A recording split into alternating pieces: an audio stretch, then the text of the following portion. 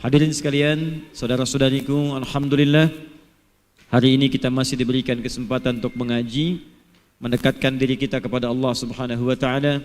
Semoga seluruh kesungguhan kita dalam berjuang dengan waktu, tenaga, juga biaya, insyaallah diberikan balasan setimpal oleh Allah Subhanahu wa taala.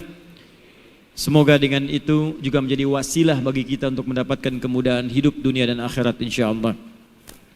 Ada keterangan Allah di Quran surah ke-5 Al-Maidah ayat ke-35. Kalau Anda ingin mendapatkan jawaban dari Allah untuk memudahkan keinginan-keinginan yang baik, untuk memudahkan doa-doa yang baik, untuk memudahkan harapan-harapan yang baik, maka kata Allah, cari wasilah untuk mempercepat mendapatkan apa yang diinginkan itu. Maka Allah berfirman, ya ayyuhalladzina amanu taqullaha wabtaghu ilaihil wasilah. Hai orang-orang yang beriman, tingkatkan takwamu kepada Allah, dan jika engkau punya keinginan-keinginan yang baik untuk hidup dunia ataupun akhiratmu, maka cari wasilah untuk bisa mewujudkan itu semua. Nah, ada wasilah di antara yang paling baik untuk mendapatkan kemuliaan dunia dan akhirat itu disepakati oleh para ulama. Di antara sekian banyak wasilah adalah thalabul ilmi, mengaji, menuntut ilmu, belajar mendekat kepada Allah Subhanahu wa taala dengan ilmu-ilmu yang benar. Karena itu orang-orang yang menuntut ilmu itu langsung oleh Nabi sallallahu alaihi wasallam diistimewakan dengan jaminan-jaminan kemuliaan dunia bahkan akhiratnya. Dalam hadis riwayat Ibnu Majah nomor hadis 233, rawinya sahabat Abu Darda radhiyallahu taala anhu, beliau menyampaikan qala Rasulullah sallallahu alaihi wasallam, satu kali Rasulullah SAW pernah bersabda, man salaka tariqan yaltamisu fihi ilma sahhalallahu lahu tariqan ilal jannah. Siapa yang menempuh perjalanan, menyiapkan waktunya dengan tenaganya, bersungguh-sungguh dia untuk belajar pengetahuan tentang agamanya, maka yang pertama untuk akhiratnya, sahhalallahu lahu tariqan ilal jannah, maka Allah akan mudahkan langkahnya menuju surganya. Kemudian untuk urusan dunianya terkait dengan sifat-sifatnya, wa innal malaikata la tadau ajnihataha ridan li talibil ilmi, dan sungguh kalau penuntut ilmu itu menyadari, maka saat ia mulai berangkat dari tempat dia tinggal sampai ke menuju majlis ilmu, sampai pulang lagi, itu malaikat sedang membentangkan sayap mereka, memberikan ridha kepada para penuntut ilmu itu. Di antara makna ridha malaikat itu adalah mengaminkan doa-doa mereka. Makanya disunnahkan kepada para penuntut ilmu, baik sedang berangkat, sedang di majlis ilmu, atau bahkan ustadz belum datang, atau selesai pengajian, sampai pulang perbanyak doa.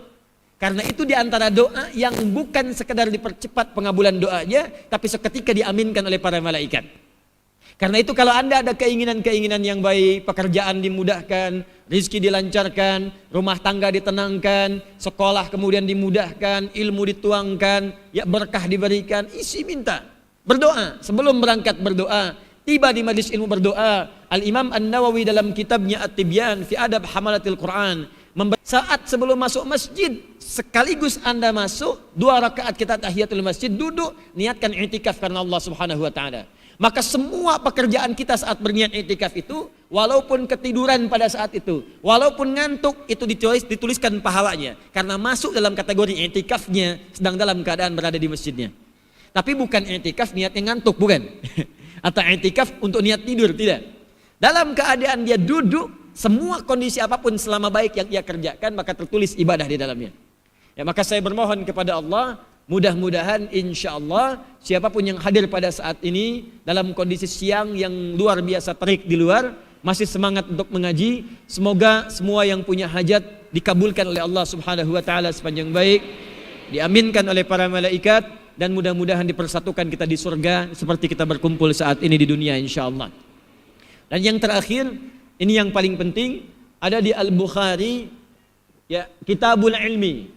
Kitab nomor 3, 1 Bad'ul Wahyi, kedua Kitabul Iman, ketiga Kitabul Ilmi, dari 97 dalam pembahasan Sahih Al-Bukhari. Nomor hadis 71. Nabi menyampaikan, man yuridillahu bihi khaira yufaqihu fid din.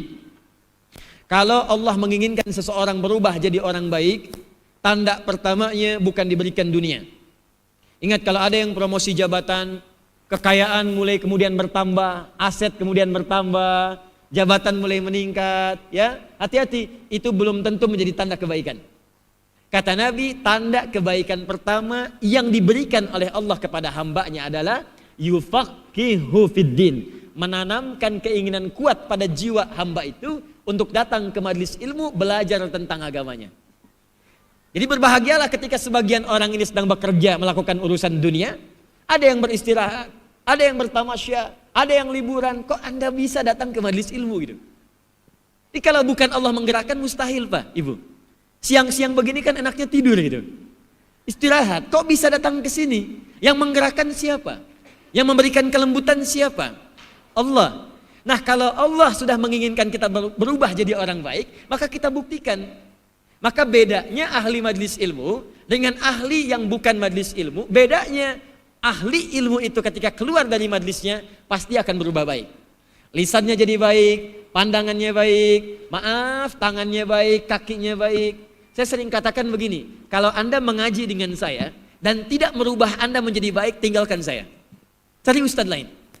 Itu lebih baik. Karena sifat kemuliaan penuntut ilmu itu ketika belajar, bedanya masuk dengan keluar itu mesti ada beda. Kata Allah ada dua yang beda, yang paling utama. Buka Quran surah ke-58 ayat ke-11. Jadi kalau orang datang ke majlis ilmu, makanya disebut majlis.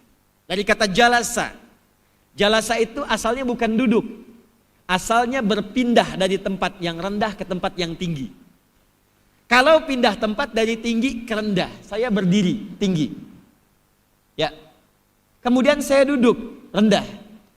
Berdiri dari tinggi pindah ke rendah itu disebut qa'ada namanya.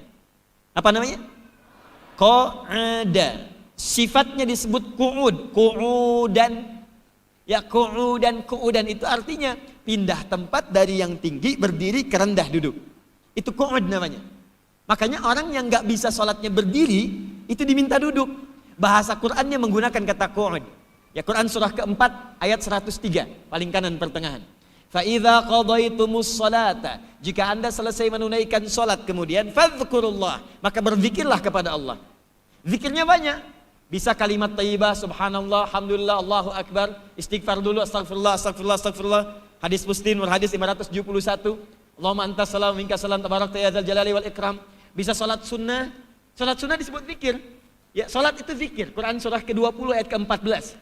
Innani anallahu la ilaha illa ana. Ya, fa'budni wa aqimis salata li dzikri. Tunaikan salat sebagai zikir kepadaku. Bisa berdoa. Doa itu zikir. Quran surah ke-7 ayat 205. Wadhkur rabbaka fi nafsika tadarruan wa khifatan wa dunal jahri minal qaul. Kata Allah, "Hei, ayo berdoa, zikir." Disebutnya zikir. Minta kepadaku dalam jiwamu. Ya, minta dengan khusyuk, penuh harap kepada Allah, zikir. Bisa baca Quran. Baca Quran itu zikir. Quran surah ke-15 ayat 9. Inna nahnu nazzalna dzikra. Kami telah turunkan Al-Quran sebagai zikir. Makanya Anda selepas salat Anda ucapkan misalnya surat Al-Baqarah 255 ayat kursi. Baca kemudian 3 kul huwallah, kul a'udzu birabbil falaq, kul a'udzu birabbin nas. Itu zikir. Nah, kalau Anda ingin tunaikan itu kata Allah, qiyaman. Ayo, boleh sambil berdiri. Jadi kalau misalnya selesai salat buru-buru harus kembali ke kantor, ada yang kembali ke kampus, ada yang baru salat subuh harus bergerak untuk ke kota. Bukan berarti buru-buru itu menghilangkan zikir. Apa nggak bisa zikir sambil jalan kata Allah? Bisa kan sambil bergerak? Assalamualaikum warahmatullah, Assalamualaikum warahmatullah. Jalan, astagfirullah, astagfirullah, astagfirullah. Allahumma antas salam, winkas salam, tabarakta ya dzal jalali wal ikram. Bisa. Jadi bukan alasan buru-buru itu menghilangkan zikir. Silakan sambil berdiri. Ya, daripada bicara yang tidak jelas. Assalamualaikum warahmatullah, Assalamualaikum warahmatullah. Ayo, lambat. Astagfirullah, astagfirullah. Oh, imamnya tadi kepanjangannya. Astagfirullah, astagfirullah, astagfirullah imamnya ya Allah. Astagfirullah. Astagfirullah. Nah, qiyaman wa qu'udan. Kalau Anda sempat tak bisa berdiri, ada orang nggak bisa salat berdiri, qu'udan, duduk. Kenapa menggunakan kata qu'ud? Inilah Al-Quran. Firman Allah. Diksinya tepat. Kalau ini karya manusia, mustahil akan begitu, mustahil. Tapi kata-katanya sempurna. Qu'udan, gak bisa berdiri, duduk. Nah, kalau berpindah dari yang rendah ke tinggi itu julusan. Jalasa. Anda duduk di karpet, saya minta pindah ke kursi. Maka orang Arab fasih mengatakan tafaddal ijlis. Pindah tempat. Tempatnya disebut majlis. Jamaknya majalis. Kenapa tempat menuntut ilmu disebut dengan majlis? Berasal dari kata jalasa, bukan sekedar tempat, tapi tempat yang mengangkat Anda dari rendah menuju tinggi. Jadi kalau datang ke majlis ilmu itu mesti mengangkat Anda, mesti naik level kita dari bawah naik ke atas, dari rendah naik ke atas. Apa yang diangkat? Teruskan ayatnya. Yarfa'illahu alladhina amanu minkum walladzina utul ilma darajat. Pertama mesti naik iman. Makanya kalau bapak, ibu, teman-teman mau cari majelis ilmu, cari tempat-tempat yang bisa mengangkat iman kita supaya dekat dengan Allah. Ini bukan hadir ke tempat biasa. Kalau cuma tertawa, kenapa harus ke majelis ilmu? Banyak tayangan di TV membuat kita tertawa. Banyak bacaan membuat kita tertawa. Tapi majelis ilmu itu beda kata Allah. Pertama mengangkat iman kita supaya dekat dengan Allah. Nah, kalau iman itu sudah naik, dekat dengan Allah, maka bukti dari itu adalah amal soleh namanya. Orang kalau imannya kuat, amal solehnya banyak. Makanya kalimat iman dalam Al-Quran seringkali disandingkan dengan amal soleh. Nanti sebentar lagi asar, ada surah Al-Asr, surah 103. Yuk kita baca. Wal asr. Innal insana lafi illa alladzina iman. Perhatikan. Di ayat tadi, yarfa'illahu alladzina amanu minkum. Quran surah 58 ayat 11. Di Quran surah Al-Asr, illa alladzina amanu. Di sana amanu, di sini amanu. Setelah itu, wa amilus solihat. Illa alladzina amanu wa amilus solihat. Kata iman dipasangkan dengan amal soleh. Karena itu beda orang yang ikut ke majlis ilmu, yang imannya naik, pasti buktinya amal solehnya meningkat.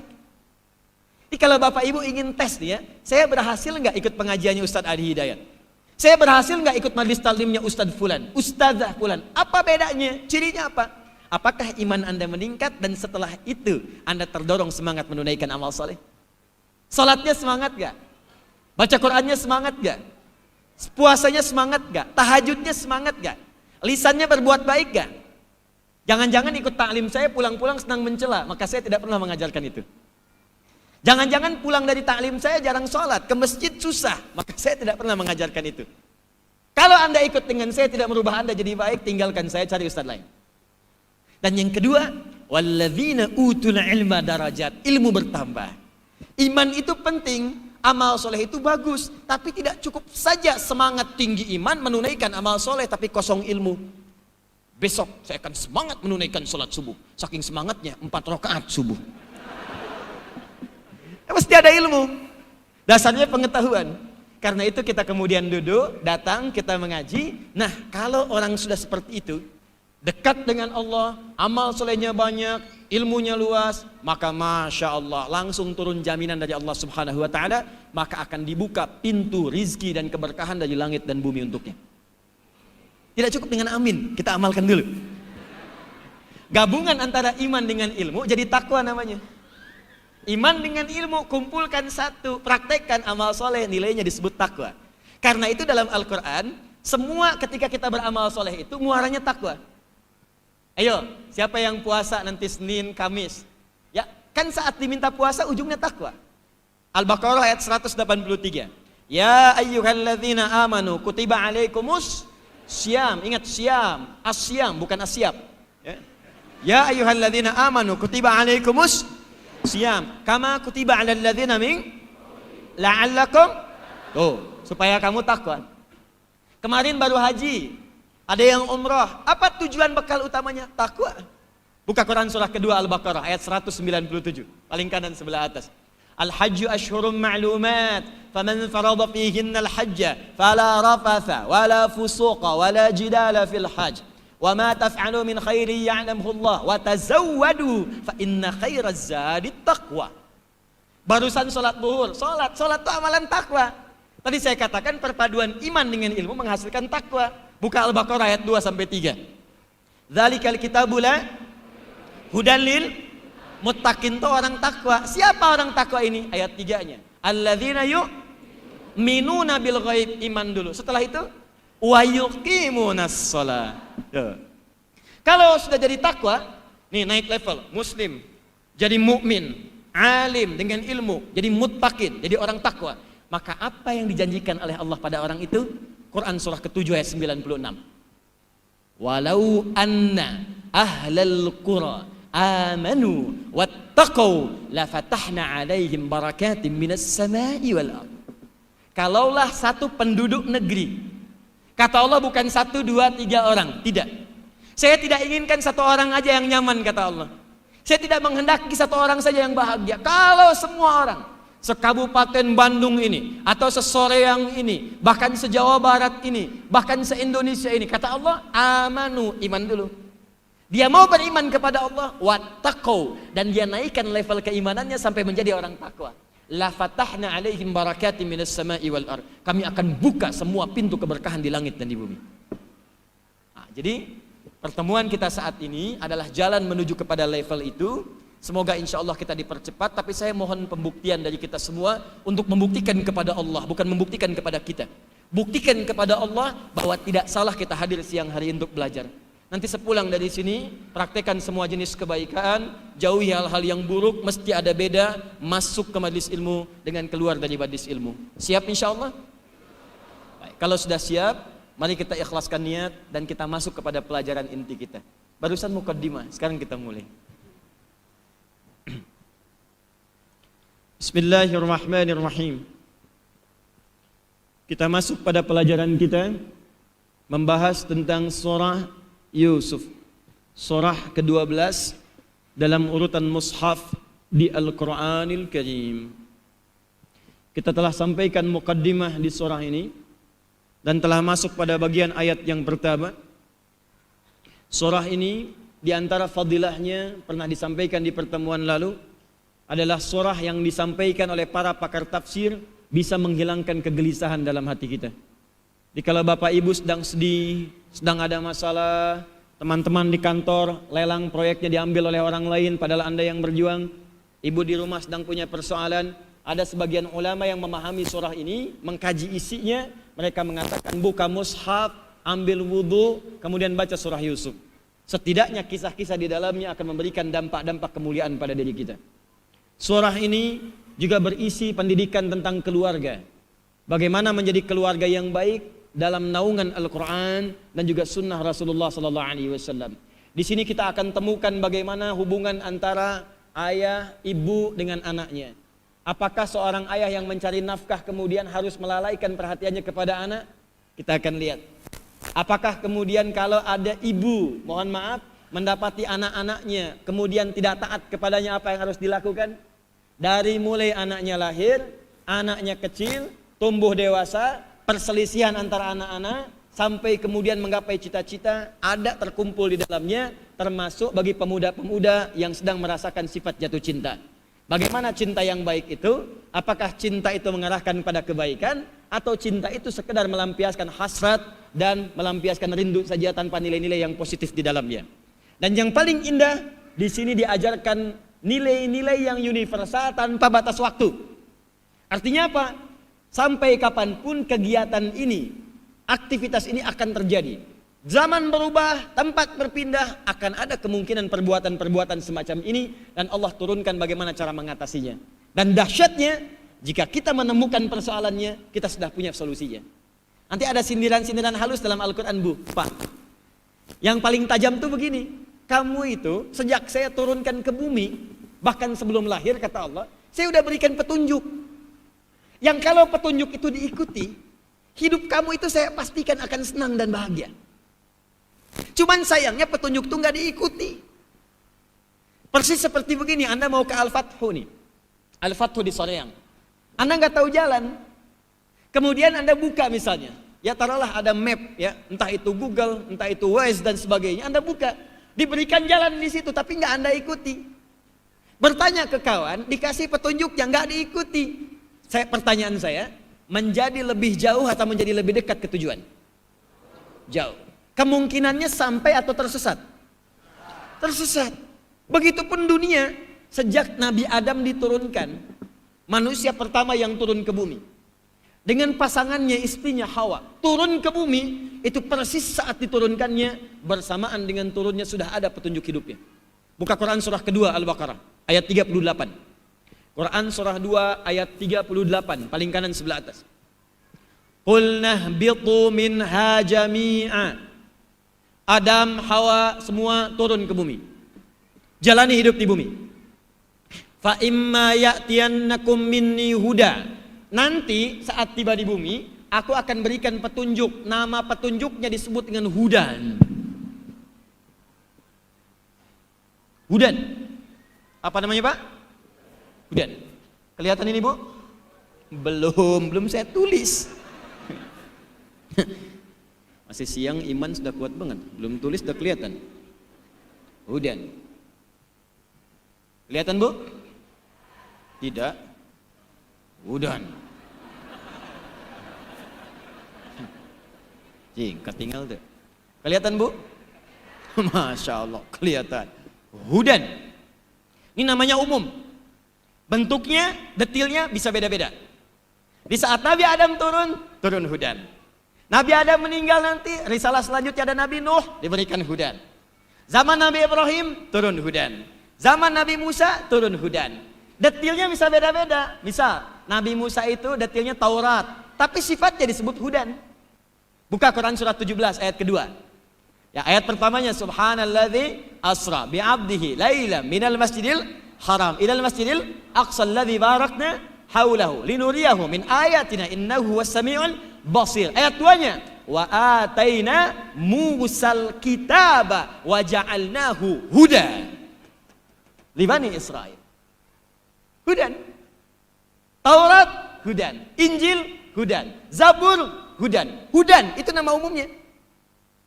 Nabi Muhammad SAW diberikan oleh Allah petunjuk Al-Quran. Detilnya namanya Al-Quran, tapi nama umumnya Hudan. Dari mana tahunya Ustaz? Buka Quran surah kedua Al-Baqarah ayat 185, paling kiri pertengahan. Lihat kalimatnya, fokus baik-baik. Syahrul Ramadan alladzi unzila fihil Quran. Di bulan Ramadan diturunkan Al-Quran.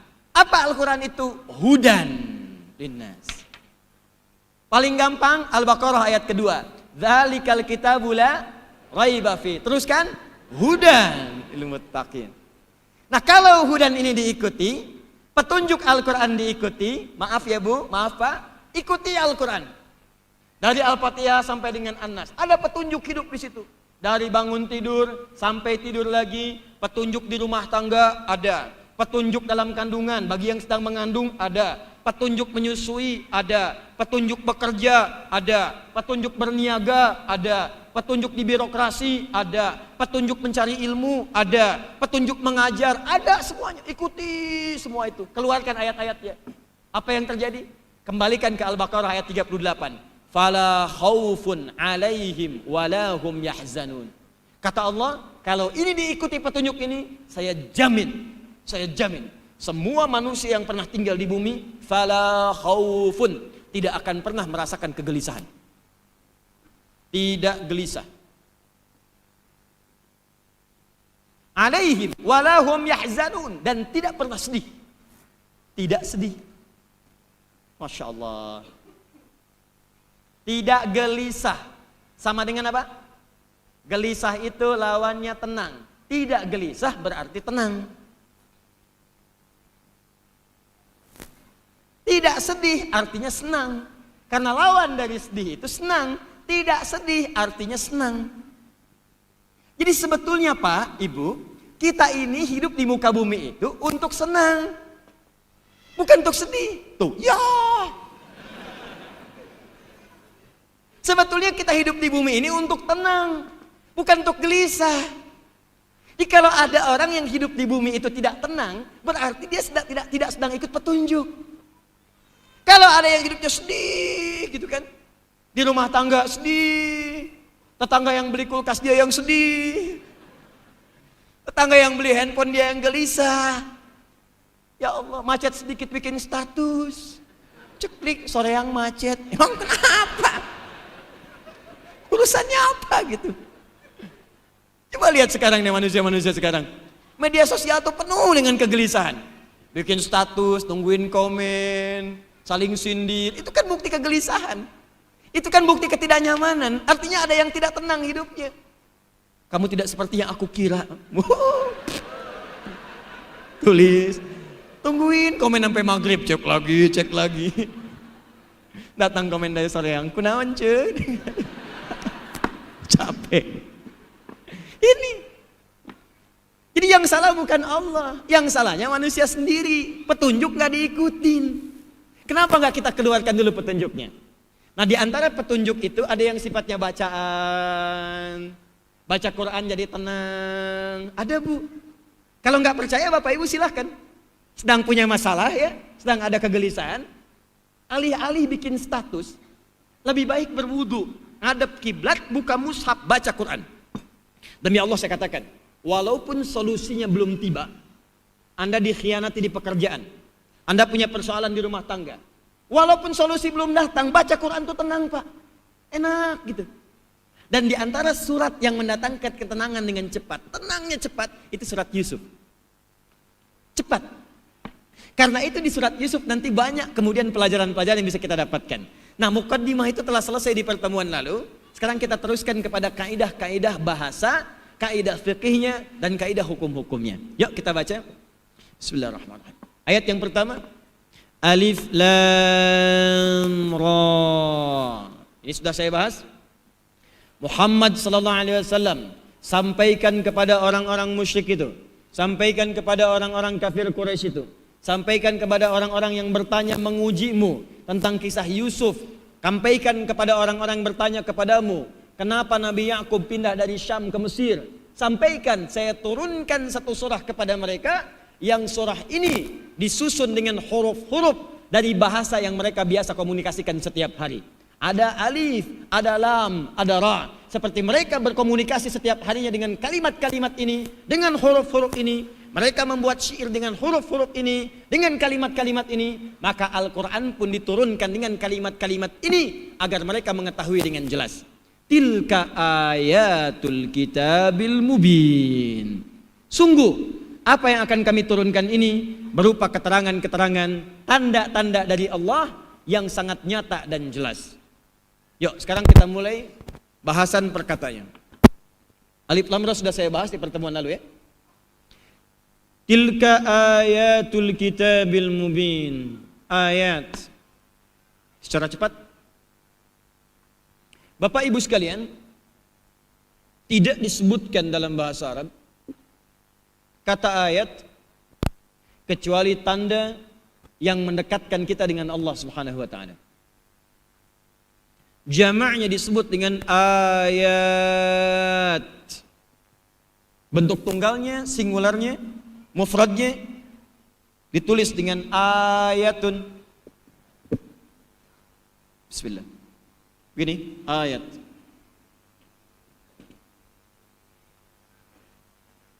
Saya bahas secara tafsir bahasa dulu ya. Nanti kalau sudah masuk kepada pendalaman makna, ke hukum, saya nanti akan tunjukkan kitab-kitab tafsir. Ya, supaya variasi bahasan kita juga mendapatkan penguatan dari pandangan-pandangan para ulama. Kata ayat tidak disebutkan dalam bahasa Arab, apalagi kemudian dalam paparan Al-Quran dan hadis-hadis Nabi sallallahu alaihi wasallam, kecuali menunjuk pada tanda yang mendekatkan seorang hamba dengan Allah Subhanahu wa taala. Karena itu, jika Bapak Ibu menemukan kalimat dalam Al-Quran, ini rumus cepatnya. Ayat itu dibuka dengan kata ayat, ini artinya semua informasi yang disampaikan di ayat itu dibuat oleh Allah untuk membuat diri kita semakin dekat dengan Allah Subhanahu wa taala. Bahkan Al-Quran sendiri disebut dengan ayat. Al-Baqarah 286 ayat. Ali Imran 200 ayat. An-Nisa 176 ayat. Kenapa disebut dengan ayat? Karena setiap kali kita baca Al-Quran, keadaan kita merasa lebih dekat dengan Allah Subhanahu wa taala. Jangankan baca, Anda sedang jalan nih, tiba-tiba mendengar ayat Al-Quran dibacakan. Ya, dulu di daerah-daerah itu sering menjelang maghrib ada ayat Quran ya, dibacakan. Menjelang isya ada ayat Quran. Menjelang subuh ada ayat Quran. Bahkan kalau Anda ke Madinah, ke Mekah, lihat siaran TV channel 1, channel 2, ya. Channel 1, channel 2, channel 1 itu Mekah, channel 2 Madinah. Itu menjelang menunggu kepada waktu sholat, ayat Quran dibacakan. Baca. Nah, ketika kita mendengar bacaan ayat Quran itu, bukankah keadaan kita merasa lebih dekat dengan Allah? Karena itu Allah turunkan Quran surah ke-8, Al-Anfal ayat yang kedua. Perhatikan kalimatnya. Innamal mu'minuna alladzina idza dzukirallahu wajilat qulubuhum wa idza tuliyat 'alaihim ayatuhu zadathum imana wa 'ala rabbihim yatawakkalun. Sungguh orang-orang yang beriman itu dia punya ciri-ciri. Awas, hati-hati. Ini ciri-ciri dasar. Kalau ciri-ciri ini tidak ada dalam jiwanya, maka perlu dipertanyakan masih adakah iman dalam dirinya. 1. Idza dzukirallahu wajilat qulubuhum. Kalau disebutkan nama Allah maka akan ada getaran dalam hatinya. Semacam ada sinyal. Karena itu oleh Allah setiap hari diperdengarkan kalimat Allah 5 kali dalam sehari. Supaya setiap hamba yang beriman bisa mengecek apakah iman masih ada dalam jiwanya atau tidak. Silahkan cek. Bukankah setiap hari diperdengarkan 5 kali? Allahu Akbar, Allahu Akbar. Bangun tidur, kalimat Allah diperdengarkan. Siang, Allahu Akbar, Allahu Akbar. Asar ke sore, Allahu Akbar, Allahu Akbar. Maghrib, bahkan ke Isya sebelum tidur, Allahu Akbar, Allahu Akbar. Jujur katakan pada jiwa kita, bukankah saat mendengar kalimat itu ada panggilan dalam hati kita? Ada getaran kan? Bahkan kalau imannya semakin kuat, Allahu Akbar, sebelum dipanggil dia sudah berpikir, dah azan belum?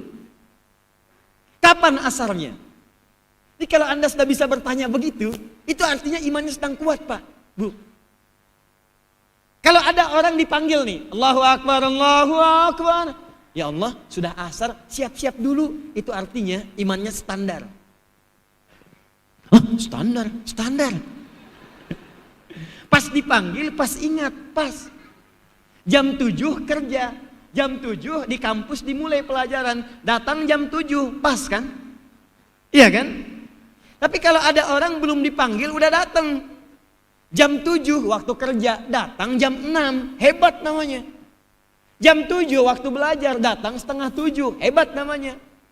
Asar itu teman-teman sekarang, teman-teman, jam 14.50. Ada orang jam 2 dan nunggu asar. Jam berapa asar nanti ya? Dan mikir asar. Itu bahkan oleh Quran disebut sebagai tanda kekhusyuan pertama. Di orang khusyuk dalam sholat itu, bahkan kata Allah langsung dalam Al-Quran, itu tidak dimulai saat sholat. Bahkan saat orang itu sudah menanyakan perjumpaan dengan Allah dalam sholatnya. Buka Quran surah kedua Al-Baqarah ayat 45 sampai 46. Wasta'inu bis sabri was salat wa innaha lakabiratun illa 'alal khashi'in. Siapa orang khusyuk itu? Ayat ke-46-nya. Alladzina yadhunnuna annahum mulaqu rabbihim. Orang khusyuk itu adalah orang yang sebelum sholat sudah mempersiapkan perjumpaan dengan Rabbnya. Katanya. Diberbahagialah kalau kemudian sebelum itu sudah terjadi. Asar jam 14.50, jam 2 sudah nunggu asar. Allahu Akbar, Allahu Akbar. Sudah azan, masih ada iman. Allahu Akbar, Allahu Akbar. Cepat amat azannya. Ini menunjukkan ada masalah dalam jiwanya. Allahu Akbar, Allahu Akbar. Berisik. Ini menunjukkan ada persoalan serius dalam imannya. Jelas sampai sini? Apa kaitan dengan ayat? Teruskan. Wa idza tuliyat 'alaihim ayatuhu. Tapi kalau Anda ingin lebih tahu tentang siapa orang yang hubungannya paling dekat dengan Allah, kata Allah, adalah orang-orang yang kalau dibacakan kepadanya ayat-ayat Allah, bukan baca. Dia sedang lewat nih, tiba-tiba dengar bacaan Quran. A'udzu billahi minasyaitonir rajim. Dengar, kedengaran. Mau jalan ke kantor, tiba-tiba terdengar bacaan Quran. Ketika mendengar itu, ada getaran dalam jiwanya, wa 'ala rabbihim yatawakkalun, tiba-tiba ingat kepada Allah. Bahkan ada orang yang membiasakan tilawah.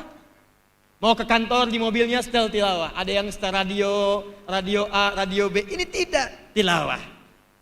Sambil nunggu macet, dengarkan hafalan Quran. Jika sudah terjadi itu pada diri Anda, maka berbahagialah karena pada saat itu Anda disebut oleh Allah langsung sedang punya hubungan yang sangat dekat dengan Allah Subhanahu wa taala.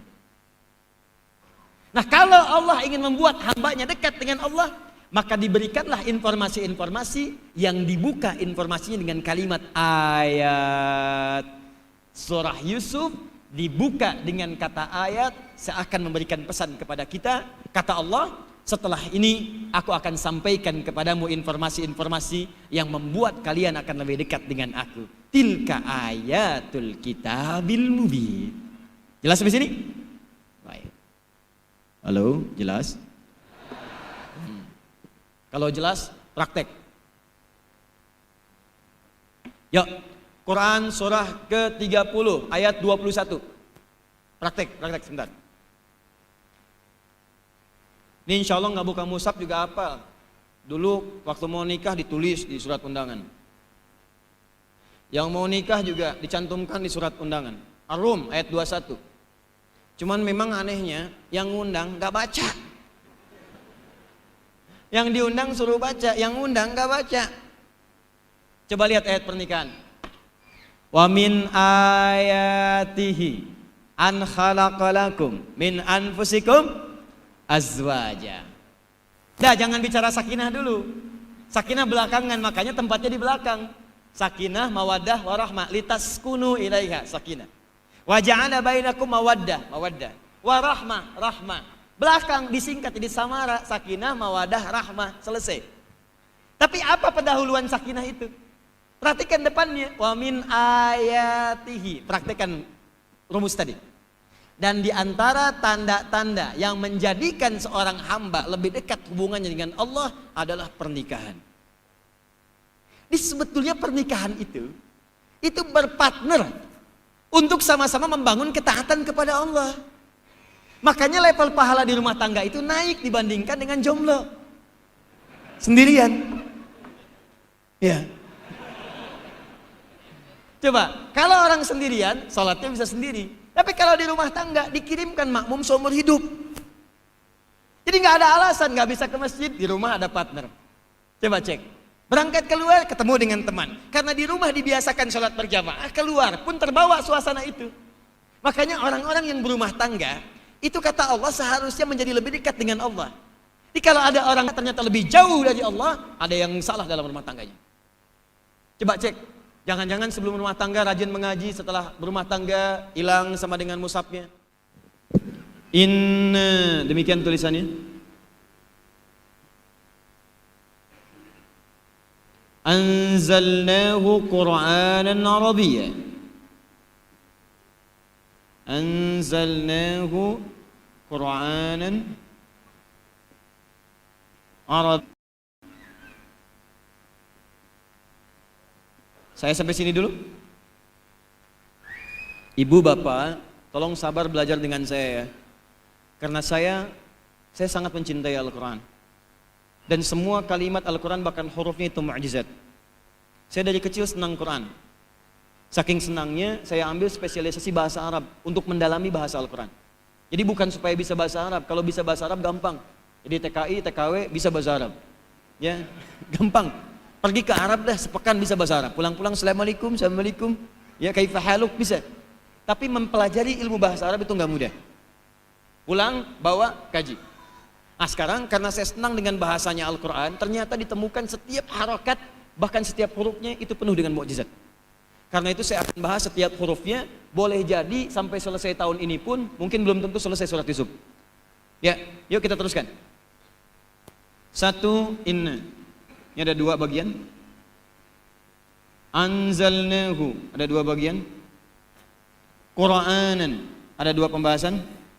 Arabian, ada 2 bagian. Inna asalnya terdiri dari 2 kata. Inna dan na.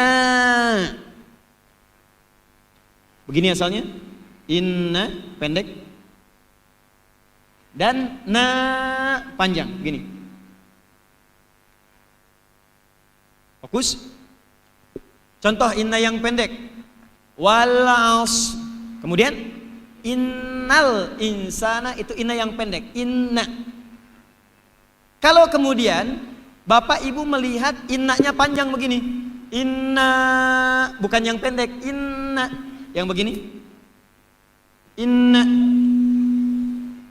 maka itu artinya huruf inna yang ini yang pendek ditambah dengan na panjang, singkatan dari nahnu. Na singkatan dari nahnu, nahnu disingkat na, jelas? Artinya kami, kita, nahnu.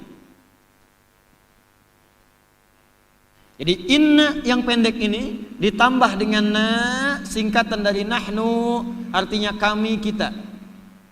Maka berubah kalimatnya menjadi begini, inna, jelas? Baik. Sekarang lihat baik-baik, fokus. Dalam ilmu nahwu, gramatikal bahasa Arab, pokok dasar. Kalau bapak ibu menguasai ilmu nahwu, itu insya Allah 1/4 ilmu Al-Quran itu bisa dikuasai. Ya, nanti 3/4-nya lagi ada sharaf 12 cabang, balaghah 3 cabang, ya, ma'ani, bayan, badi', kemudian yang terakhir arud 16 cabang disebut dengan bahar. Kalau sempurna ini nahwu, sharaf, balaghah, arud, maka masya Allah itu insya Allah akan nikmat ngaji Qurannya. Di ilmu nahwu, inna itu disebut dengan adat taukid, huruf penguat. Huruf penguat, taukid. Saya bacakan kaidah ilmu nahwunya ya. Inna harfun nasbin wa taukidin tansibul isma wa tarfa'ul khabara mabniun 'alal fathi la mahalla lahu minal i'rabi. Paham? Tidak. Inna itu huruf taukid, huruf yang menguatkan sebuah hukum. Artinya, kalau ada informasi yang disampaikan di awal kalimat menggunakan inna, maka itu maksudnya informasi itu ingin begitu ditekankan. Penting, kuat. Sebab orang Arab kalau ingin menyampaikan sesuatu yang penting, itu di depannya akan dikuatkan. Inna, hei saya serius ya. Ini benar-benar loh gitu. Nah kalau di Al-Quran, ada kalimat kemudian menggunakan inna di awalnya, maka informasi yang disampaikan tidak main-main. Ada yang penting di dalamnya. Saking pentingnya Allah langsung menguatkan. Padahal Allah itu nggak pakai inna pun, nggak pakai inna misalnya. Anzalnaku Qur'anan Arabiyya la'allakum ta'qilun. Nggak pakai inna, pasti sudah jelas penting. Karena sifat Allah itu ketika membuat menyampaikan sesuatu tidak akan ada yang sia-sia. Mencipta pasti bermanfaat. Menyampaikan firman pasti penting. Tapi ketika menggunakan inna, kata para pakar tafsir, ada yang sangat penting, urgen di dalamnya, sampai-sampai Allah menggunakan kalimat inna untuk menyampaikan pesannya. Jelas? Sekarang gini, bapak ibu misalnya sebagai pimpinan di perusahaan atau orang tua di rumah menyampaikan informasi kepada anak, besok jangan keluar, tinggal dulu di rumah. Fokus, besok jangan keluar, tinggal dulu di rumah. Kemudian tidak diperhatikan. Bagaimana perasaannya? Anaknya cuek aja, lihat TV, kan? Perasaannya bagaimana? Senang tidak? Tidak. Kemudian ibu tegaskan, hei sini ya, mama nggak main-main. Besok jangan keluar dulu ya, ini penting, tinggal di rumah. Tiba-tiba anak itu nggak mau peduli. Apa sih? Bagaimana perasaan ibu? Maksud saya, ibu menjadi tidak senang atau naik jadi marah? Marah. Oke, bapak di kantor nih, sedang briefing karyawan. Atau ada dosen di kampus menyampaikan pada mahasiswa, kami ingin sampaikan informasi yang sangat penting, bahwa besok kita akan ada pertemuan. Tiba-tiba karyawannya noleh kanan, noleh kiri, biasa aja gini. Bagaimana perasaan Anda? Tidak senang ya? Lalu Anda naikkan levelnya, hei perhatian, semua menghadap sini. Saya ingin sampaikan informasi, besok kita ada pertemuan penting. Dan karyawan tetap gak respon. Tetap begini. Kira-kira dalam situasi itu Anda marah tidak? Sekarang perhatikan. Allah menyampaikan informasi, langsung menggunakan huruf inna sebagai penguat. Seakan-akan mengatakan, hei perhatikan sini. Saya ingin sampaikan kepadamu satu hal yang sangat penting. Fokus dengan ini, aku akan berikan sesuatu yang sangat luar biasa pentingnya. Tiba-tiba andanya itu nggak perhatian. Apa sih? Biarin aja. Infonya nggak dibaca, Qurannya ditutup, ditinggalin begitu aja. Kira-kira yang ngasih info marah nggak? Tuh. Kalau manusia marah, efeknya paling sebentar. Tapi kalau Allah yang marah, tuh gunung batuk. Bum, keluar. Hujan ditahan. Sampai kita mikir siapa yang punya hujan ini. Ayo bikin hujan buatan pakai garam. Sekian ton, sekian ton, sekian ton. Sebagian tempat garam habis susah. Dipaksa kita untuk kembali kepada Allah. Supaya minta. Supaya sadar yang punya ini aku, kata Allah. Kamu ini sering perhatian pada dunia. Aku yang ciptakan dunia gak pernah dipikirkan. Aku yang ciptakan dunia gak pernah diperhatikan. Kalian nuntut banyak-banyak senang dunia. Aku yang pencipta gak pernah dilihat. Aku kasih info gak diikuti. Aku suruh kamu langgar. Aku langgar, jangan lakukan ini, kamu kerjakan. Pantas kemudian Allah pun menurunkan peringatan. Longsor tiba. Gempa muncul. Banjir naik. Tsunami datang. Kenapa? Karena disingkat LGBT. Longsor, gempa, banjir, tsunami. Seimbang kan? Ayo semakin tersebar maksiat datang peringatan, peringatan, peringatan.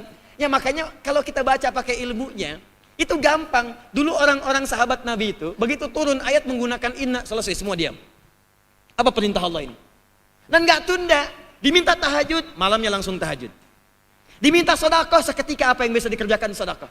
Sami'na wa ata'na. Wa qalu sami'na wa ata'na. Ghufranaka rabbana wa ilaikal masih. Sami'na wa ata'na, ya Allah kami taat, kami patuh. Ghufranaka, kalau selama ini kami salah, maafkan kami ya Allah.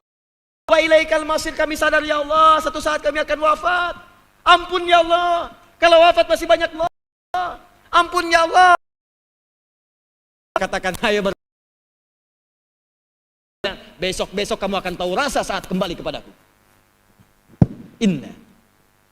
Karena itu kalau ada kalimat dalam Al-Quran dibuka dengan kata inna, itu berarti kalimatnya penting. Cepat tancapkan itu dalam jiwa kita yang paling dalam untuk menyimaknya.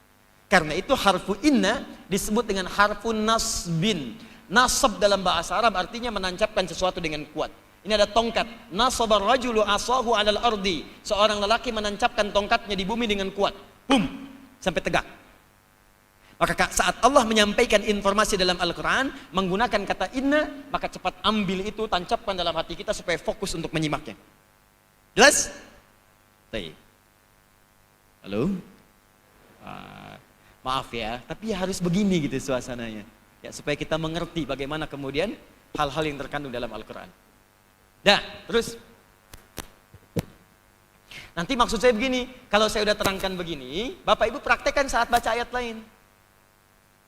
Ya, walas innal insana lafi khus, innanya pendek, berarti harus perhatian kita. Aduh, semua manusia itu berpotensi rugi. Siapa yang rugi? Illal ladzina amanu wa amilus shalihat. Kecuali kalau dia beriman dan beramal soleh. Artinya kalau nggak beriman, nggak beramal soleh, saya rugi ya Allah. Saya takut saya hidup rugi ya Allah. Maka perbaiki hidup, mulai beramal soleh, mata beramal soleh, telinga beramal soleh, supaya nggak rugi. Itu caranya. Sekarang pakai na, singkatan dari nahnu. Fokus. Na, singkatan dari kata nahnu artinya kami, kita. Ayo ngaji yang betul, ngaji yang betul. Sekarang kita mengaji. Kita, kami. Ini satu sudah, yang ini. Sekarang yang ini. Kalau kita atau kami, banyak atau sedikit? Banyak kan? Saya satu orang, kami bisa berdua, bisa bertiga, bisa banyak. Nah, sekarang perhatikan, perhatikan. Kata nahnu disingkat jadi na. Kalau itu yang dimaksudkan makhluk, artinya bukan Allah, itu artinya jamak, banyak. Banyak. Misal, besok kita akan pergi ke Jakarta. Ghadan nahnu nadhhab ila Jakarta. Besok kita sama-sama ini pergi ke Jakarta. Jelas? Tapi kalau kata nahnu, nah, itu ditujukan kepada Allah, maka artinya bukan banyak. Artinya, pertama dalam ilmu nahwu disebut dengan li ta'zimin nafsi. Ta'zimun nafsi. Untuk menunjukkan peristiwa yang sangat agung, yang sangat dahsyat, yang tidak seperti biasanya. Ta'zimun nafsi.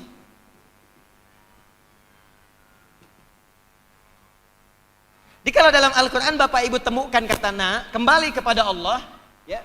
Nahnu, na, itu artinya peristiwa yang dimaksudkan begitu agung. Peristiwanya besar. Tidak seperti peristiwa-peristiwa yang lain. Tidak seperti pekerjaan-pekerjaan yang lain. Nah, kalau digabungkan inna dengan na menjadi inna, maka dua makna ini ikut di dalamnya. Kalau kita terjemahkan dengan detail terjemah tafsir, terjemahnya kurang lebih seperti ini. Sungguh, sekarang ini aku akan sampaikan informasi, kata Allah. Informasi yang sangat penting. Informasi yang sangat dahsyat. Informasi yang sangat agung, yang tidak sama dengan berita-berita sebelumnya. Jelas? Dan perhatikan dengan benar informasi ini, karena ini akan memberikan banyak manfaat dalam kehidupanmu. Kenapa diturunkannya Al-Quran? Inna anzalnahu fi lailatul qadar. Menggunakan inna. Allah ingin memberikan pesan kepada kita bahwa Al-Quran adalah mukjizat yang sangat agung. Pesan-pesannya beda dengan berita-berita yang lainnya. Informasinya tidak sama dengan yang lainnya. Saking agungnya, maka Al-Quran diturunkan di bulan yang sangat agung. Saking pentingnya, diturunkan oleh malaikat yang paling penting. Saya tanya kepada Anda, bulan yang paling baik di bulan Hijriah namanya bulan apa? Ramadan. Al-Quran diturunkan di bulan Ramadan. Malaikat Jibril, itu pemimpin para malaikat. Saking pentingnya agungnya malaikat, yang boleh menurunkan Al-Quran kepada Nabi Muhammad hanya malaikat Jibril. Padahal Nabi Musa temannya malaikat maut. Setiap rasul di bumi punya teman rasul di langit. Nabi Musa punya teman malaikat maut. Nabi Muhammad yang menurunkan wahyu bukan malaikat maut, bukan malaikat Mikail menurunkan rizki, bukan malaikat penjaga surga, pimpinan dari semua malaikat. Ruhul Amin namanya malaikat Jibril. Kalau Al-Quran tidak penting, mustahil diturunkan oleh malaikat yang menjadi pimpinannya. Baik, dari semua hari, mana hari yang paling utama? Jumat. Al-Quran saking pentingnya diturunkan di hari yang paling utama, Jumat. Dari semua malam, malam mana yang paling utama? Jumat, malam Al-Qadar. Al-Quran diturunkan di malam Al-Qadar. Inna anzalnahu fi lailatil. Di semuanya penting, saking agungnya isi Al-Quran, sampai malaikat yang nurunkan yang paling agung. Rasul yang dipilih, Rasul yang paling agung, Muhammad SAW. Hari yang dipilih, hari yang paling agung, Sayyidul Ayyam. Bulan yang dipilih, bulan yang paling agung, Sayyidus Syuhur. Kenapa? Saking pentingnya Al-Quran. Karena itu Allah memilih kalimat yang paling agung untuk menunjukkan keagungan Al-Quran. Kata Allah, inna, bukan inni. Inna, kami turunkan Al-Quran ini, dan di dalamnya banyak segala hal yang agung untuk kehidupan kita. Ini apa ini?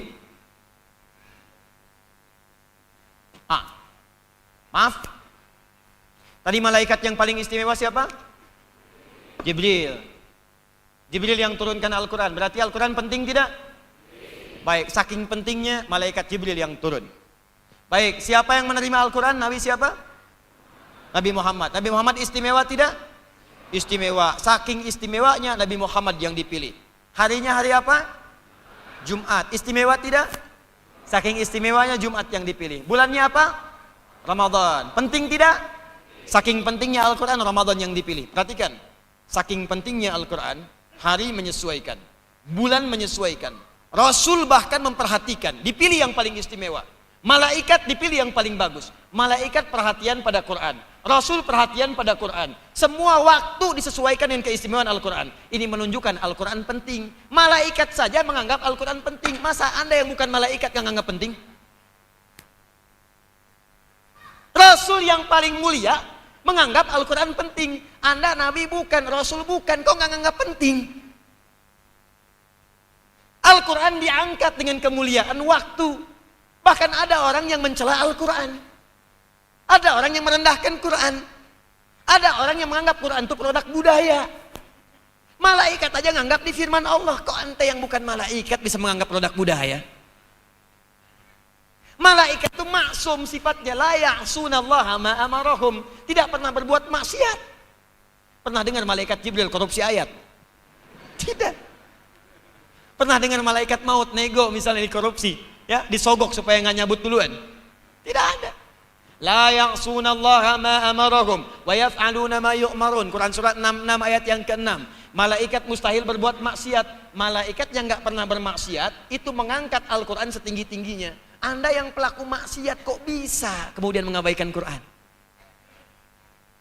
Kata Quran, wailul lil mukadzibin, jangan dusta. Kalau dusta celaka, dusta.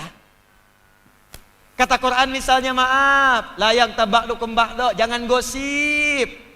Gosip. Saya mah tidak, Ustaz. Bagus. Tidak seperti ibu itu tuh. Ibu itu mau kalau ketemu Ustaz bicaranya begitu. Sama. Tuh. Kata Quran jangan mencuri, mencuri. Yang paling aneh, tindakan pencurian itu dibagus-bagusin kalimatnya. Saya tuh sebel Bu sama orang sekarang. Itu kalau berbuat maksiat, kalimatnya tuh dibagus-bagusin istilahnya. Diseakan-akan karena menjadi bagus, perbuatan itu menjadi boleh. Maaf kalau ada yang mencuri ayam disebut apa? Maling tuh.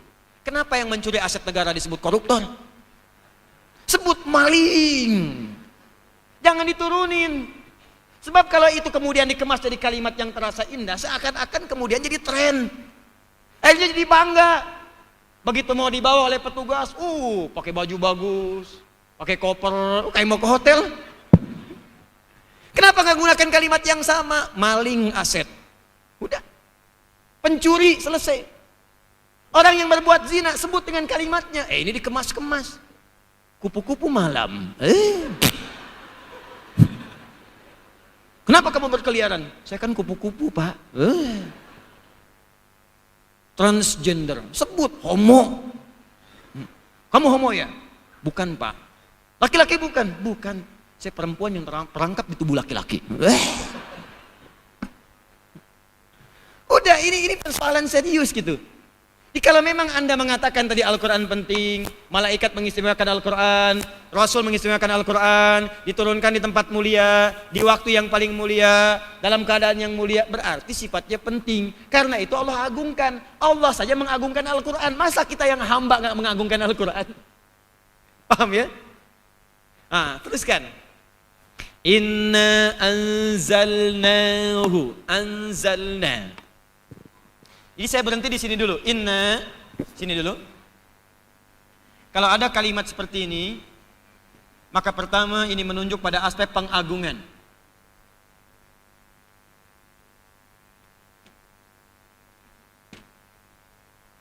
Awas, turunannya banyak. Turunan hukumnya banyak. Kalau ada yang dihormati, diagungkan, cara kita bersikap beda atau tidak? Beda. Kita punya orang tua, apakah kita berkomunikasi dengan orang tua sama dengan teman? Tidak, ada cium tangan, ada hormat. Ya, hormat pada pimpinan dengan hormat orang tua, kan beda kan? Ya, ketemu pimpinan hormat. Ketemu orang tua kan tidak begitu. Pada ayah, saya mau berangkat sekolah, hormat. Nggak ada, salam. Beda kan? Nah, jadi sesuatu yang diagungkan, itu melahirkan adab. Makanya ketika Anda mengagungkan Al-Quran, adabnya akan beda. Maaf ya, ahli Quran itu pasti lain. Kalau ahli Quran sadar dengan keagungan Al-Quran, itu cara megang mushaf aja beda, Pak. Lain. Ada yang megangnya di dada begini. Lihat orang-orang dulu tuh waktu kita mengaji ya. Ya saya aja mungkin yang hidup 90-an tuh. Itu ngelihat orang ke masjid itu masih begini pegangnya. Sekarang saya lihat, Masya Allah, megang Quran tuh, megang mushaf, Allahu Akbar. Ini pengagungannya di mana gitu. Dan ini yang penerbit-penerbit Quran juga mesti tahu. Quran itu kitab agung, makanya jangan didesain dengan desain-desain yang merendahkan itu. Kadang dibuat seperti tas, dibawa ke sini, Quran. Tuh lihat. Ya, ada yang sembarangan, ada yang simpan sekenanya aja, simpan di bawah. Kalau Anda mengagungkan, mustahil berlaku demikian. Simpan tempat yang baik. Kalau sebagian covernya sudah hilang, tutup lagi. Kalau bisa kemudian tutup dengan sempurna, bersihkan debunya. Ini pengagungan. Yang kedua, berisi sesuatu yang penting dan sangat ditekankan.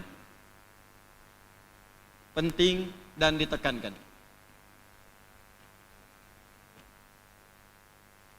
Ya, apa yang penting itu? Ya Allah, Engkau kemudian menggunakan bentuk nahnu untuk mengagungkan dirimu dalam menurunkan Al-Quran. Dan Engkau mengatakan dalam Quran ada yang sangat penting untuk diketahui. Maka kami ingin bertanya, apa yang penting dari Al-Quran itu? Satu, anzalnahu. Pertama, yang penting dari Al-Quran itu, pertama kami turunkan Al-Quran itu untuk seluruh umat manusia. Anzalnahu, kami turunkan. Ibu dan bapak, ada nazzalna, nazzala, ada anzala, itu beda. Saya ulang ya. Ada nazzala, ada anzala, itu berbeda. Saya naikkan ke atas, ini ada dua. Satu, nazzala. Kedua, anzala, pakai hamzah.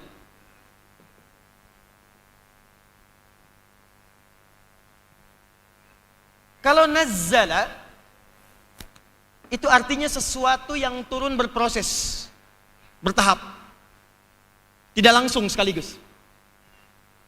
Tapi kalau anzala, anzala, itu artinya turun sekaligus. Buka Quran surah ketiga, Ali Imran, ayat ketiga. Quran surah 3 ayat 3. Alif Lam Mim. Allahu la ilaha illa huwal hayyul qayyum. Nazzala alaikal kitaba bil haq. Musaddiqan lima baina yadayhi wa anzala at-taurata wal injil. Fokus, fokus. Ketika Allah menyebutkan Taurat dan Injil, kalimatnya menggunakan anzala. Wa anzalat taurata wal injil. Ketika Allah menyebutkan Al-Quran, Al-Kitab, menggunakan nazzala. Nazzala alaika Muhammad, kami turunkan kepadamu, mu langsung ke nabinya. Pakai nazzala, itu artinya diturunkan gak sekaligus. Ada peristiwa, turunkan. Butuh bimbingan, turunkan. Butuh ayat, turunkan. Sehingga turunlah Al-Quran kurang lebih selama 23 tahun itu. 22 tahun, 2 bulan, 22 hari. Turun Al-Quran. Sesuai dengan kebutuhan-kebutuhannya. Tapi Taurat beda. Taurat ketika diturunkan langsung turun 10 perintah Allah, 10 commandment. Injil turun seketika, tidak ada bertahap, turun, langsung. Itu perbedaan antara anzala dengan nazzala. Pertanyaannya, kenapa di ayat ini Al-Quran menggunakan kalimat anzala bukan nazzala? Inna anzalnahu, bukan inna nazzalnahu. Kalau disebutkan anzala terkait dengan Al-Quran Muhammad SAW, di proses pertama dari Lauh Mahfuz sudah ada firman Allah, diturunkan keseluruhan dari Al-Fatihah sampai dengan kemudian An-Nas, turun semua di langit dunia. Dia belum sampai kepada Nabi, baru sampai kepada Jibril alaihissalam untuk diturunkan. Turun sekaligus. Kemudian setelah itu, sesuai dengan keperluannya, baru diturunkan kepada Nabi Muhammad SAW. Misal, hari Jumat di bulan Ramadan, tanggal 17, turun kemudian surah Iqra bismi rabbikal ladzi. Tapi Al-Maidah belum turun, An-Nisa belum turun. Karena keperluan itu turun sebagiannya. Hanya proses turun dari Lauh Mahfuz ke langit dunia sebelum turun kepada Nabi, diturunkan keseluruhannya. Persis seperti kita dari pusat akan turun ke Soreang. Kan biasanya ke Soreang dulu kan? Dekat ke Gedung Sate misalnya. Dari Gedung Sate baru kemudian disebarkan. Soreang berapa wilayahnya? Sampaikan. Jelas? Nah, proses pertama disebut dengan anzala namanya. Proses kedua disebut dengan nazzala namanya. Paham? Nah, yang dimaksud Lailatul Qadar itu bukan saat Al-Quran diturunkan kepada nabinya langsung, tapi saat turun dari Lauh Mahfuz kepada langit dunia. Jelas? Diturunkan secara sekaligus. Itu yang disebut dengan inna anzalnahu fi lailatil qadar. Karena itu malam Al-Qadar tidak ada yang tahu kapan waktunya. Disebutkan Ramadan saja. Kalau waktu pertama ayatnya turun kepada Nabi, semua orang tahu hari Jumat. Jumat 17 Ramadan turun. Apa yang turun? Iqra bismi rabbikal ladzi khalaq. Itu ayat turun kepada Nabi, baru surat Al-Alaq. Tapi kalau kalimatnya menggunakan anzalna, berarti yang dimaksud keseluruhan Al-Qur'annya. Apa yang dimaksud peristiwa ini? Turun Al-Quran dari Lauh Mahfuz ke langit dunia. Kapan terjadinya? Di bulan Ramadan. Tapi kapan waktunya? Tidak ada yang tahu. dirahasiakan oleh Allah supaya kita berburu untuk mendapatkan kemuliaannya. Karena itu di malam-malam Ramadan itu Allah kemudian tunjukkan pada kita hanya ada satu malam yang akan bertepatan dengan peristiwa malam turunnya Al-Quran dari Lauh Mahfud ke langit dunia. Malamnya disebut dengan malam Al-Qadar, diminta kepada kita untuk memburunya setiap malam Ramadan supaya semangat kita mencarinya. Begitu Anda mendapatkannya, maka sama dengan pahala di malam itu. Saking tingginya tentang Al-Quran turun ini, fokus. Masih ingat tadi kalimatnya menggunakan inna, pendek atau panjang? Gimana bacanya? Inna. Saking tingginya proses penurunan Al-Quran ini dari Lauh Mahfud ke langit dunia, saking pentingnya turunnya Al-Quran ini, kata Allah, saya hadiahkan siapa yang beribadah bertepatan dengan malam itu, maka pahalanya saya naikkan senilai dengan 1000 bulan, lebih dari 1000 bulan. Kalau sekarang dikonversi 1000 bulan saja kurang lebih 85 tahun. Jadi kalau Anda bertepatan sholat tahajud di malam itu, baru 1 rakaat, Allahu Akbar, Bismillahirrahmanirrahim, meninggal, plek, misal, itu sama dengan sholat tahajud 85 tahun tanpa henti. Tuh. Malam Al-Qadar. Anda baca Al-Quran di malam itu, bangun, masuk malam itu, baru buka mushaf, baru dibaca, baru surup lagi. Begitu dibuka, nun, plek, meninggal.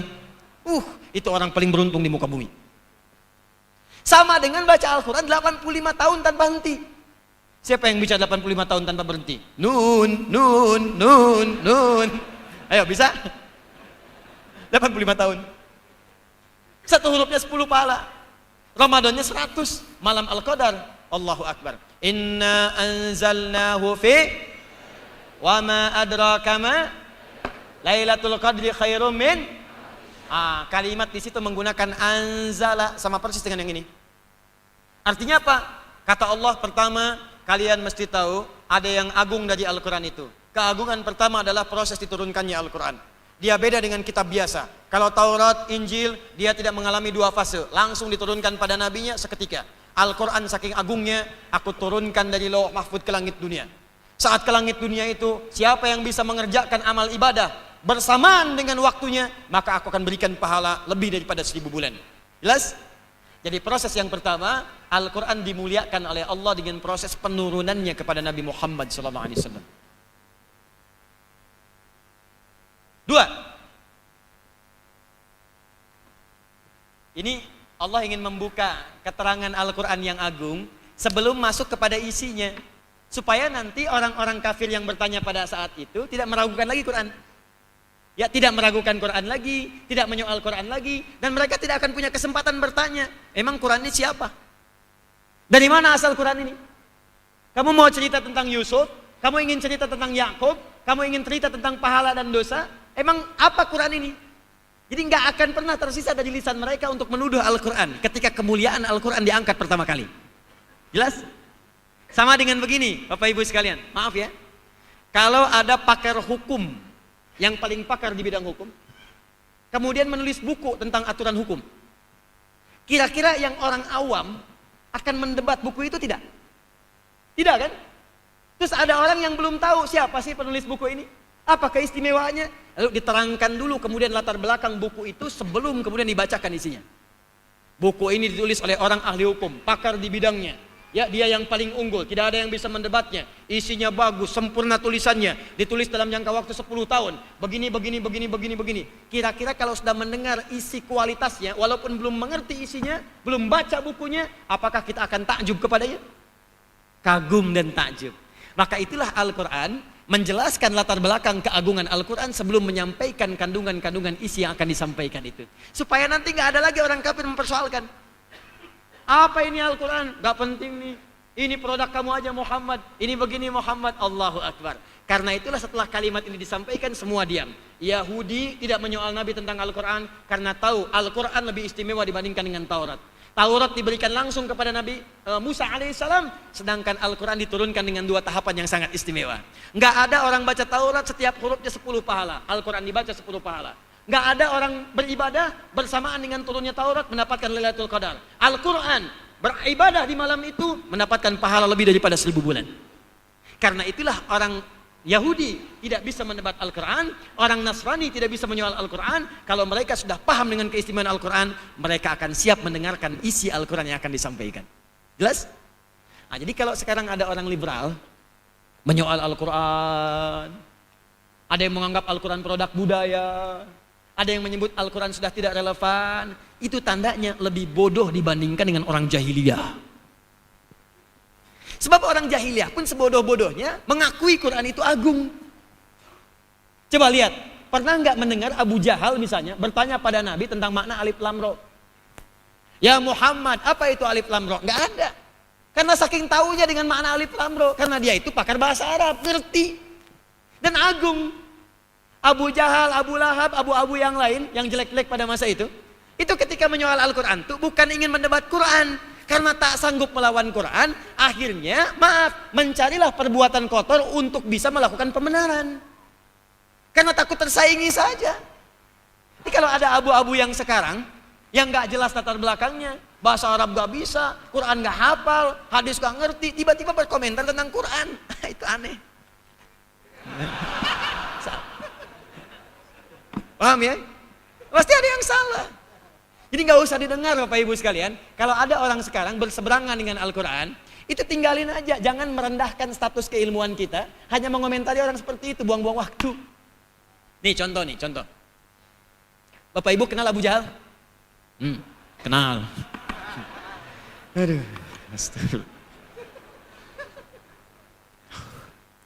Saya tadi di TSM, ada yang kenal Umar bin Khattab. Masih lumayan lah, di sini Abu Jahal. Tapi masih lumayan mas. Saya di Sukabumi ada yang kenal Fir'aun. Sukabumi hubud dunia. Suka itu hubun, bumi itu dunia. Sukabumi hubud dunia. Ibu bapak, Abu Jahal, Abu Lahab. Ini kisah aja nih. Dan yang lain-lainnya zaman jahiliyah. Itu sudah punya sistem dalam kehidupan mereka. Bahwa orang terhormat itu adalah orang yang menjalani hubungan seksual dengan pernikahan. Menikah. Di orang-orang yang berhubungan zina, ya kan? Orang-orang yang menyewa laki-lakinya buruk, perempuannya buruk berhubungan, itu statusnya rendah di mata mereka. Makanya ketika mereka menawarkan Nabi supaya tidak bermusuhan, tawaran pertama apa? Ya Muhammad sallallahu alaihi wasallam, jika engkau berkehendak meninggalkan ajaranmu itu dan engkau memilih apapun kami akan berikan. Tawaran pertama, jika engkau berkehendak memilih perempuan paling cantik di masyarakat kita, maka kami akan nikahkan engkau dengan mereka. Nikahkan. Kalimatnya jelas, di semua riwayat nikahkan, bukan bokingkan. Nikahkan.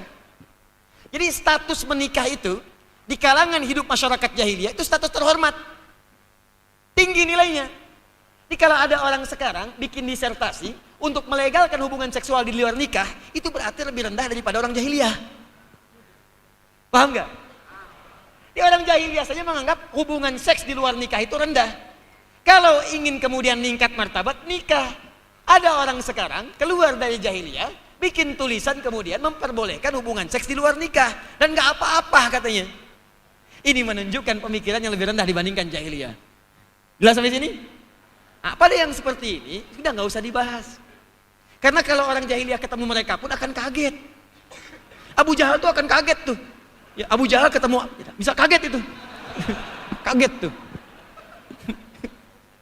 Gile, gue aja gak gitu katanya, kamu bisa gitu. Kalau bisa bahasa Indonesia. Kharban anta. Ana lam aqul hadza, fa anta qulta hadza. Abu Jahal tuh, bahasa Arabnya tadi lah gitu yang tadi. Balik sini. Paham ini? Baik, jadi aspek pertama, Al-Quran itu begitu agung karena melalui tahap penurunan yang menghadirkan hadiah-hadiah yang istimewa. Tidak didapati pada kitab-kitab sebelumnya. Di bahasa nabinya beginilah. Kalian mau nyoal apa tentang Quran? Kamu Yahudi, ingin menyoal Quran. Al-Quran turun lebih hebat dibandingkan dengan Taurat. Kamu Nasrani, ingin menyoal Quran. Al-Quran turunnya lebih dahsyat dibandingkan dengan Injil ketika diturunkan. Maka mereka tidak bisa menyoal Al-Quran, hanya bisa mendengarkan apa yang akan disampaikan oleh Al-Quran. Jelas? Teruskan. Qur'anan Arabiya. Qur'anan, ilmu nahunya halun. Yuk saya i'rab dulu ya. Na, inna harfu nasbin wa tawkidin tansibul isma wa tarful khabara mabniun ala sukuni la mahalla lahu min al-i'rabi. Na minan nahnu ismu inna, isim inna. Isim itu artinya yang punya informasinya, yang punya kewenangannya. Allah di sini. Allah menerangkan kepada kita, menguatkan dengan bahwa kami yang turunkan Al-Quran, saya yang turunkan. Al-Quran punya nilai Qur'anan. Yang saya turunkan itu kata Allah, yang sifatnya agung itu namanya Al-Quran. Namanya apa? Lihat sini. Dengar ini.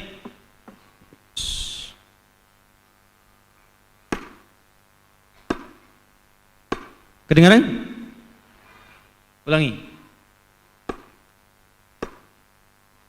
Kedengaran? Bunyi yang terdengar itu disebut dengan Qur'un namanya. Apa? Qur'un.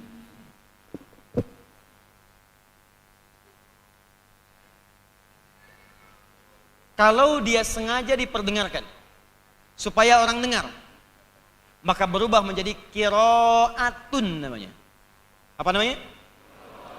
Qiraah. Tapi kalau terus-terusan diperdengarkan, dan uniknya tidak pernah orang bosan untuk mengucapkan atau bahkan mendengarkannya. Jadi yang mendengar nggak bosan, yang bacanya nggak bosan, maka berubah menjadi Quran namanya.